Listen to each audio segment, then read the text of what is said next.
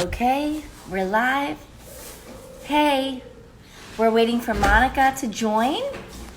We're waiting for Monica to join. So, wait. So my fans are the best because they know that I'm like terrible at Instagram Live and I never know what's happening. I literally just requested. Okay, I have to request. Let's see. I don't see her.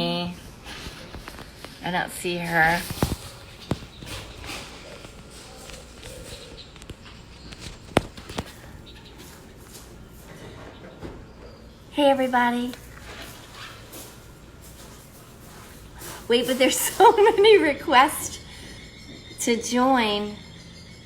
So you guys, I wanted to go live tonight because my friend Monica Raymund has a show named Hightown, and I love this show so much. It was filmed in my hometown. I mean, not literally my hometown. It's filmed in P-Town, and I grew up in Boston, and I spent a lot of time in P-Town as a young adult, turning up and acting crazy. And when I first saw this pilot, I was like really excited to watch it. And then I saw that it was Monica's show. So I reached out to Monica and I was like, I love your show and I'm so excited. And we've been talking and I wanted to go live tonight for the finale. So let's see, is Monica with us? I don't see her. Do we see her, Shelby? So she's requesting. Oh my God, look at all these requests. Won't she'll come up as a... Yeah. Thank you for your patience, everybody. So Is she requesting? Yeah. So okay. Let's view again. View. Monica Raymund, here she is.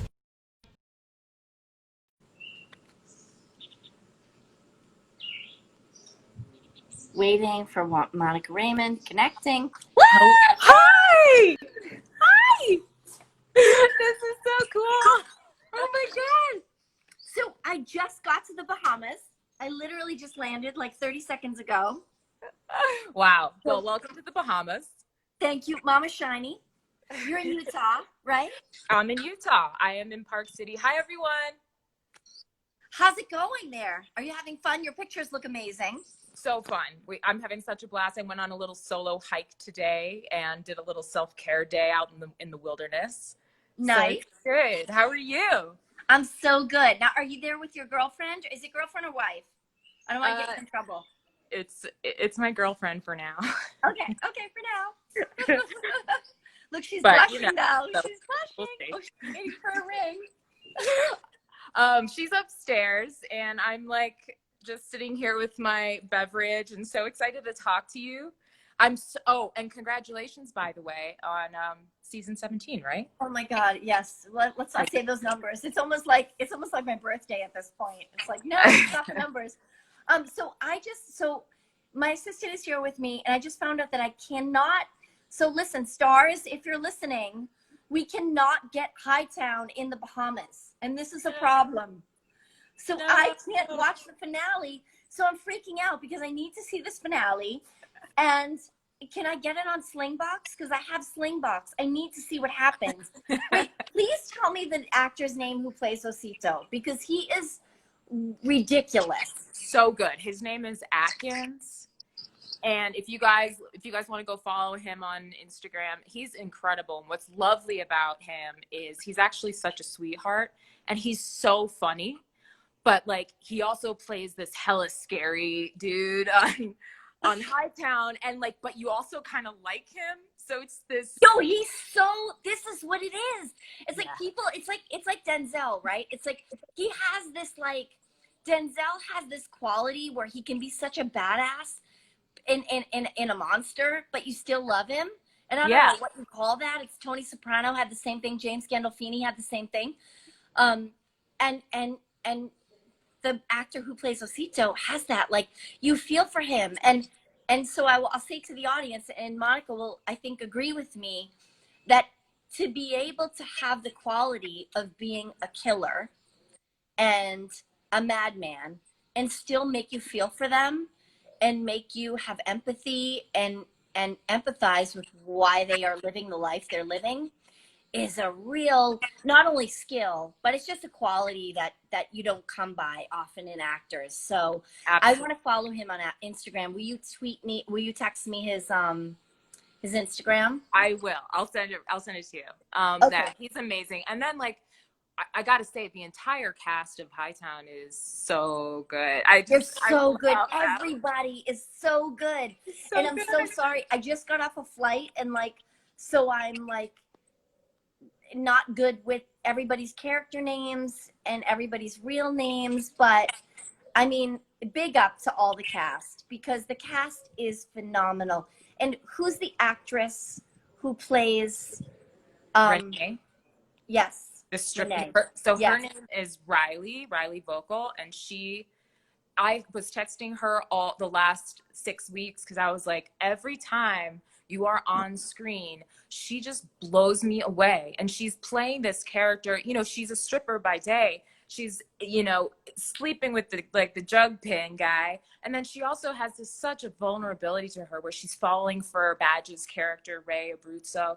And this character, when you get a character like that where they get to play 6, 7, 8 different shades of who they are, it's just, again, like what we were talking about with Atkins, it's such a testament to her skill. I mean, truly, I'm not even saying It really that is. to like BS. Like, I really am shocked and so impressed by her, like being able to just be like that bombastic as the stripper.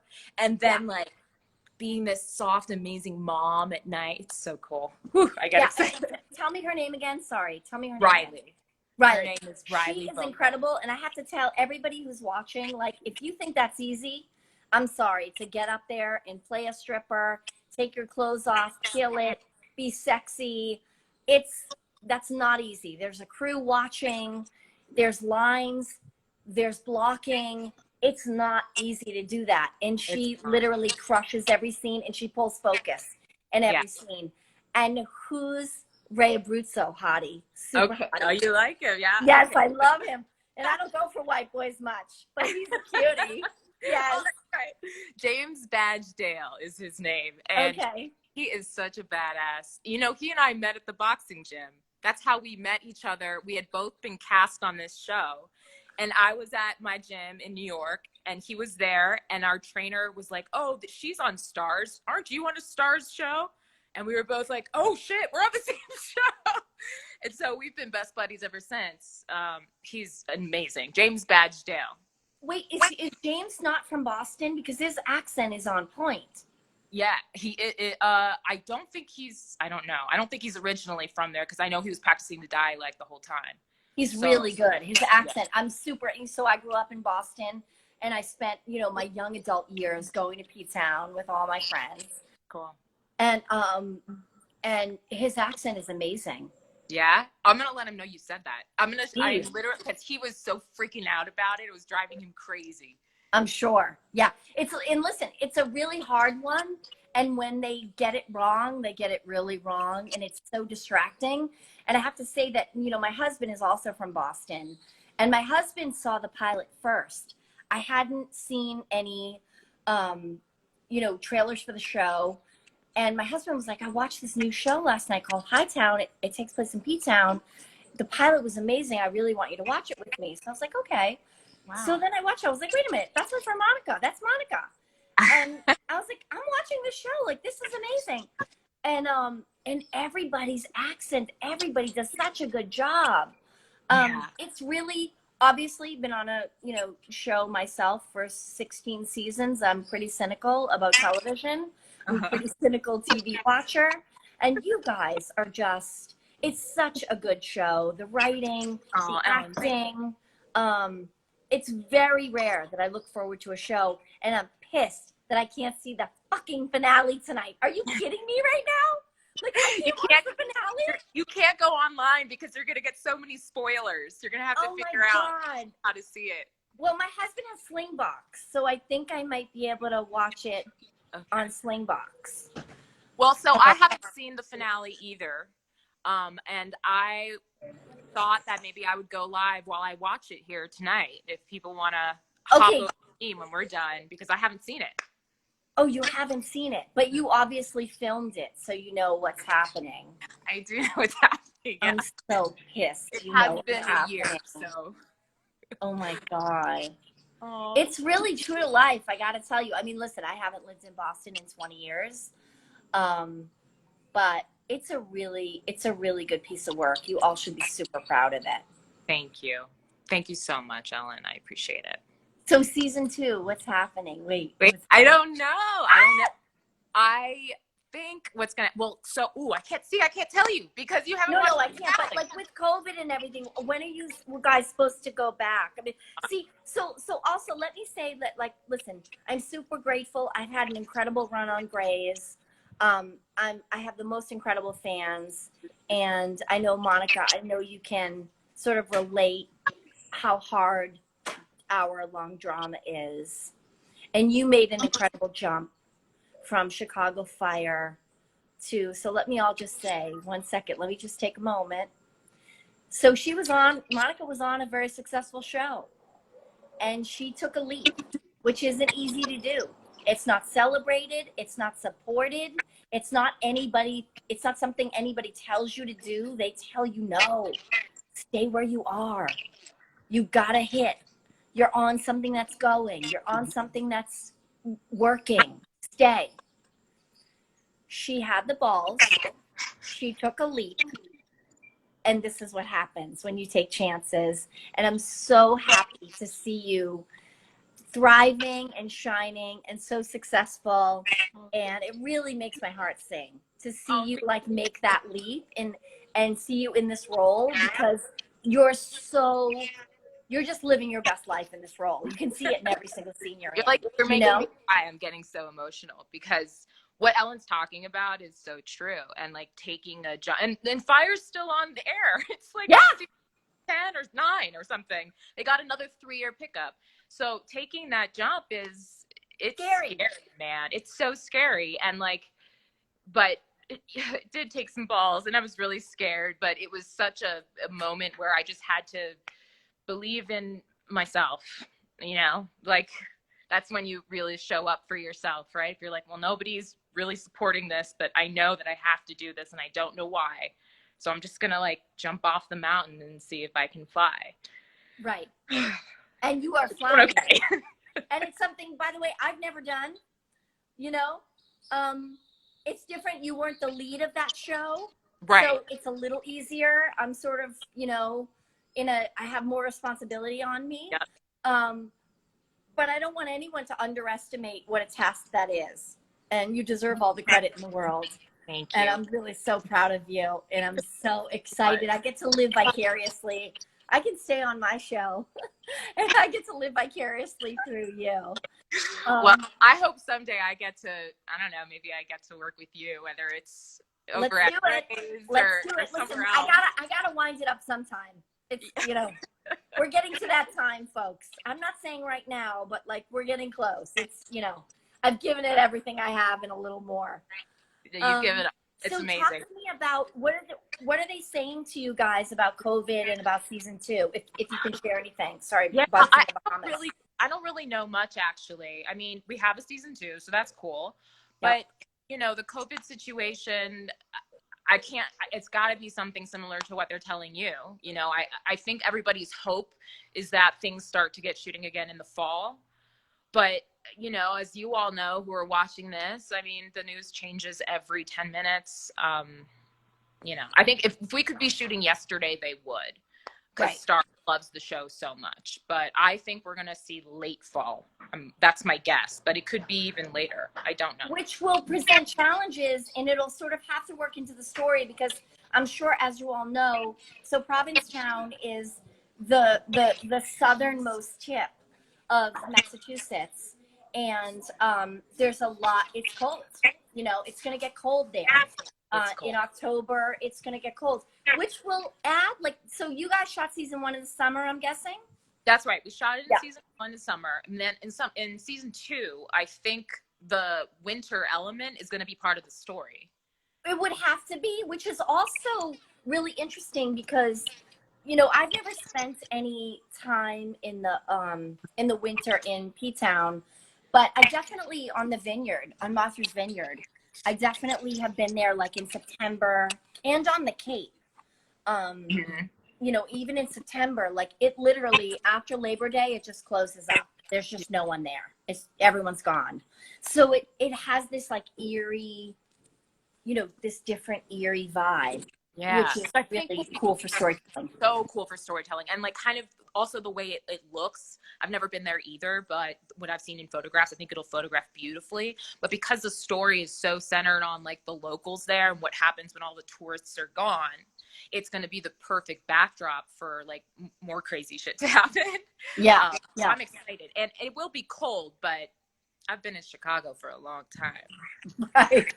You can deal. Cold. Sure. Yeah. I love these comments. People are like, I'm literally screaming. You guys are the best for following us, for loving us. We love you right back. Love you so much. This is so cool. This is so cool that this we is my get first to sort live. of.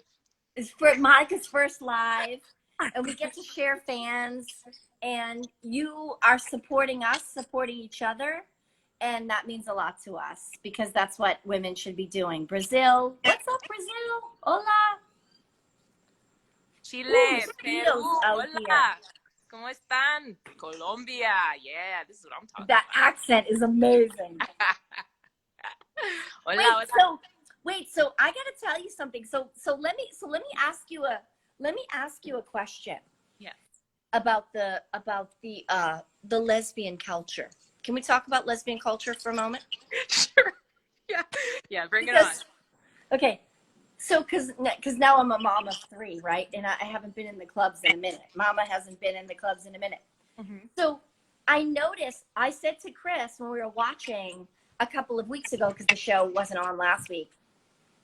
So the girl that works at the bar, at the tea dance. Mm-hmm. Now, when I was hanging out at the tea dances in P-Town, and I've hung out at the tea dances in P-Town, never would the girls be mixing with the guys. Now, see, all you youngsters, this is here, and Monica's much younger than me, but this is where our generational shit comes in, right? Right. And all of you kids who are so woke, and we love you, and you're transforming the culture and transforming conversations that we're so grateful for. But when I was at the tea dances, it was lesbian clubs and gay clubs. And you didn't see a lot of mixing. Mm-hmm. And in that scene, when I see a girl bartending at the tea dance, I'm like, oh, you're probably too young to know that this is a whole different vibe than 20 years ago. I'm like literally like dating myself, but that's okay.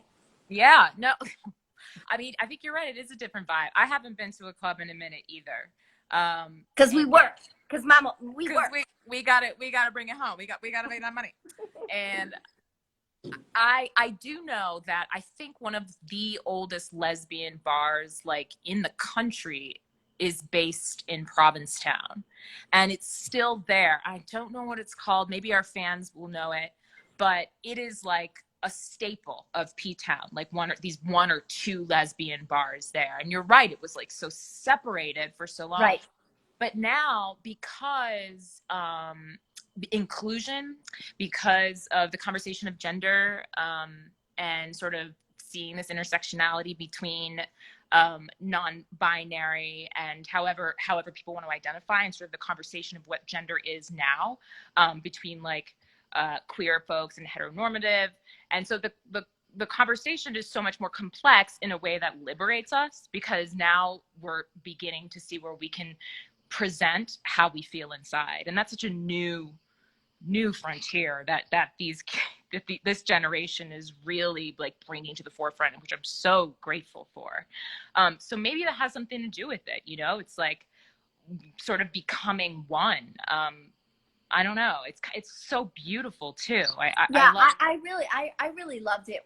When I see those scenes, I'm just like, I love these kids. I love this new generation. I love the acceptance and the oneness of the community. Because when I grew up, and I did grow up in the gay community, and there was a lot of sort of, there's the gays and there's the lesbians, and we don't fuck with each other, Mhm. And it was always really confusing to me as a straight person. But I love just watching it all. I love watching these new generations of kids embrace each other. And, so I got one year in P-Town, my last year that I was in P-Town, I think I went to P-Town like 3 summers. And I would only go for a couple days at a time. And I was in Madonna drag. I was in Madonna Vogue drag. Yes. And I got carried down the street by a group of girls. I literally got kidnapped and carried down the street. It was amazing. That's I was a little scared. To be honest. I didn't know where I was going. You were the hottest girl on the street. I was lip syncing on a rooftop. I mean, and I remember, so my friend Chip, I was with my friends Chip and Desi, and my friend Chip was holding me up. And we were on a rooftop, and I had so much sort of I was all oiled up, and I had so much body makeup and oil on. And I remember him holding me up, and I was so slippery. And I was like, this is how I'm going to meet my end. I'm literally going to fall off of this roof. He was probably high on whatever he was on. Uh-huh. And he was holding me up, and I'm lip syncing Madonna. And I'm like, I know he's my skin is too slippery right now. This is not going to be good. I am going to fall off. But what a fabulous way to go. If you had just like a damn prayer. Just like a damn prayer. I had a lot of fun in P-Town. I really did. I love that you guys are sort of telling stories in that town, because it has such a rich history for the culture.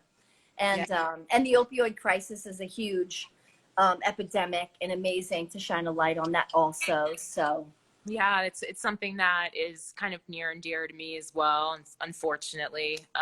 And that was such a big reason why I was so attracted to the show as well, is because here's an opportunity to tell it like it is. And, it's so normalized, and it shouldn't be. It should be shocking and bombastic and scary and in your face, this is what happens when people are in this disease of addiction. So, and also from my character's point of view, her being an alcoholic and having to deal with sobriety and what that is. And so there's a lot of conversation about that. That's at the front of the show, which I love, because it just affects almost everyone in this country, unfortunately. But I'm really passionate about that, and talking about the opioid epidemic and talking about addiction and mental health, because the show is full of these flawed characters who are addicted to something in some way, and we sort of see the tragedy that comes from it. Yeah, I think that, listen, I hope you all are appreciating, the blend that this show is bringing, really, of highlighting these super important issues and bringing light to them, but also entertaining us. And I think as actors, I think Monica will agree with me, as actors, any chance we get to do that, to talk about problems that y'all can relate to, and also entertain you, but also make you feel like you're not alone. I think that's why we're all in this business, to be able to do all of it. Yeah, I mean, to piggyback off that too, for me as a storyteller, it's now at a point in my life, I'm old enough now. I've been on the planet a long time now, enough time to be able to decide what I want to do with the time left, And so being conscious about the projects that we do as actors is now, it almost feels like a responsibility to ourselves, but also the people who follow us. If there's something that's personal to me, I'm gonna do it, because it's affected me. And so, and now I know it affects so many other people. And if it connects me to the viewers in a personal way, like that's why we do this. You're absolutely right. It's really incredible that we have this. I know with me, and I know you're going to gain more followers and more followers, because this show really is so good and it's worthy of all the attention. So I hope you all watch this show, watch her show. But it's true. It's like, you know, to be able to have meaning to our work is really impactful. And you all following us makes us feel like we're doing something good. And I hope you all see that for women to support women is something else we all should be doing. We all should be loving each other and supporting each other, and just have open hearts and open minds and be able to listen to each other's stories and try to understand each other a little more. I think that's what the world needs right now, for sure. Connection and love and support. And she's not bad to look at either, Monica Raymund, just saying. Your girlfriend's not in the room, so I can say that, Mama. She's off on her ATV somewhere. I'm happily married anyway, so it's all good. Okay, so my battery is going to die soon. So before we hang up, so I hope that I can stream this, or I can slingbox it. Can you give me just like a little bit, in case I can? I'm literally like here for a while. I got to find a way to get this show. So, but just tell me a little bit about what happens tonight. What happens to Osito?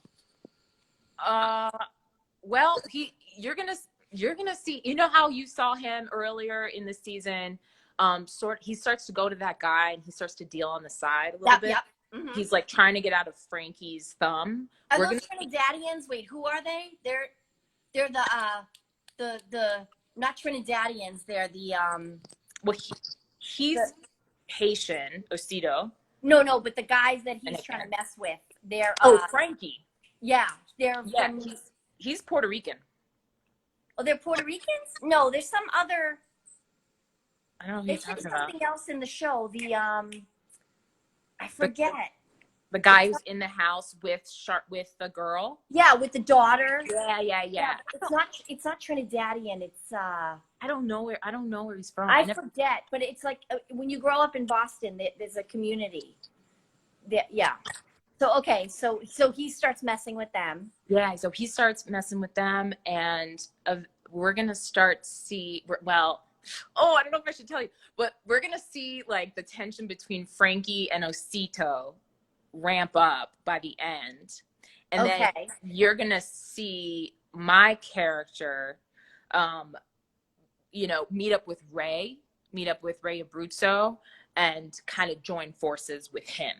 I love that. And we decide, you know what, we're going to go after Osito. Fuck this. Let's get this guy. We have enough. So we go after him. Something scary happens to me. And then by the end of it, like, I'm all in. Ray's all in, but he's kind of like on the outskirts now. But I'm like knees deep into the department. And then at the very end, I see that I'm going to have to be dealing with Frankie like one-on-one. I know, that's all I could say. Oh my God. Okay. That's super scary. So I want to have a proper send off before my battery dies. I love you so much. Love you too. Thank you, Ellen. Thank you for doing this for me. I'm so excited. I'm like a super fan. This is crazy because I'm a super fan of you. And I'll text you tomorrow. Okay, cool. Okay, I hope you all watch the show. Please download the show. Watch Hightown on Stars. These people, all of them, are working their asses off to entertain you. And it's such a good show. And I love them all so much. So thanks, everybody, for joining our live. Thanks, everyone. Thank you so much, Ellen.